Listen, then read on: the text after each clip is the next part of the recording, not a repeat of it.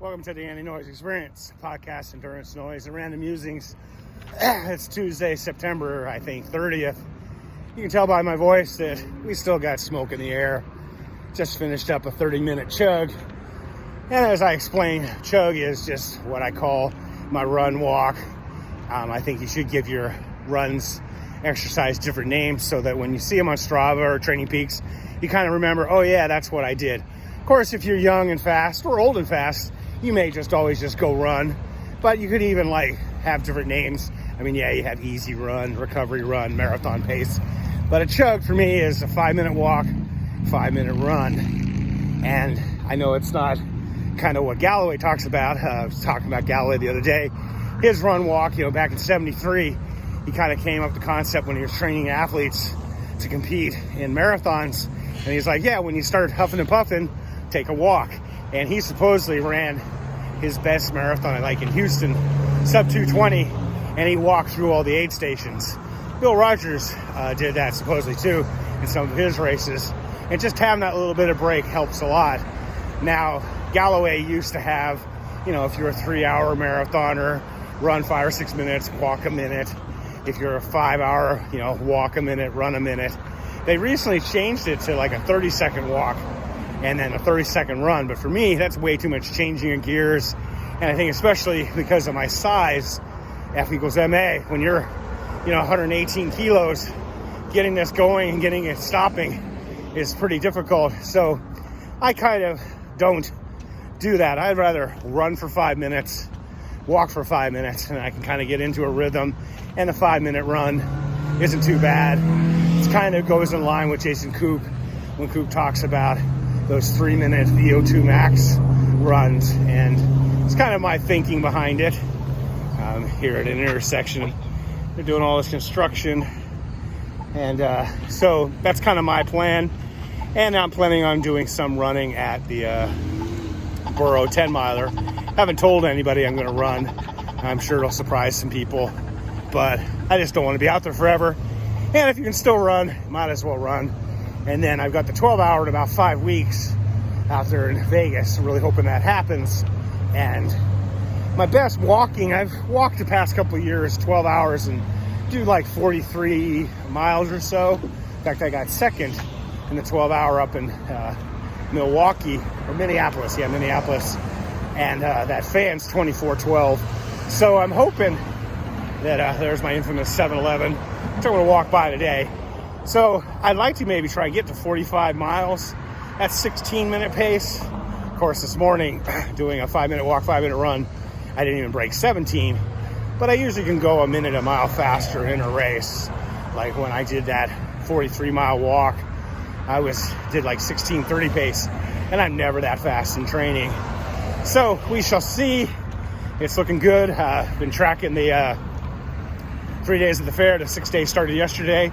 Wish I was there. Amy Maurer got to 100 miles in 20 hours. Second place guy was 100 miles in 22 hours. And I'm sure they took a break. And today will be day 2. Camille Herron is starting up, I believe, on Friday to go after the 48 record. It should be pretty fun to watch and track. The website they've got for tracking is really good. Gives you your the last split and the current average pace for the entire race. Got a couple of my friends out there, Bill in his 70s and another guy who's in his 80s after getting it done. So should be good news. I talked to Scotty, who's putting on the last dot standing, where they have a race there in Wisconsin. That's probably Wisconsin's on my mind. They have a 48, which Jester's going to. Really love to go to it. It's coming in a couple weeks. But the thought of flying there, masked up and everything, I just don't think I can handle doing that. It was interesting. One of the Americans, I think it's Jared Ward, flew to London, and he said something like, I've been wearing my mask for 13 straight hours. He said, I got some good sleep with her, so he's in London. It's interesting how all the elites, of course, someone's usually paying their bills. They always get to races days in advance, because Kipchoge got there yesterday, and the Kenyans and Ethiopians get there. I'm sure they get there early so they can do publicity and promotional work. But I think the old getting to a race the night before is detrimental to your running. I know Bob Hearn and Camille Herron will get there a couple days early. It's good just to kind of settle in. Sure, you get antsy and bored hanging around the race, but the traveling the day before or something is very tiring. I really need to look into it.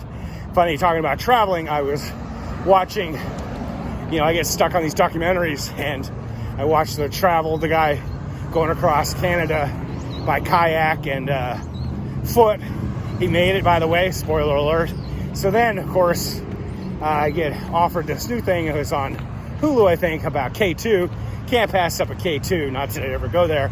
But what was cool in this twist was a bunch of Switzerland guys, and they decided to drive from Switzerland to K2. So watching them travel through all the countries, especially all those former Soviet Union countries, getting pulled over by the cops. Wow, look at the traffic. They've made this road 6 lanes now, 3 in each direction, and there's more traffic than ever before. Lovely. So they get pulled over in these former Soviet countries, and they're through Pakistan. Then they get stuck somewhere in Pakistan because they're waiting for a permit. Some guy's got to sign. They had to sit there for like 2 weeks in this small little town up in the mountains, and then that kind of messed up their conditioning for the acclimatization. They do it alpine style without any porters or Sherpas and without oxygen. And ultimately, spoiler alert, they don't make it to the top. But they've got kids and families, so they're not going to go up there and try and kill themselves. In K2, it's pretty damn dangerous. So, good show, enjoyable, and I like their philosophy, because their philosophy is like mine. Stay healthy, be boring, not epic.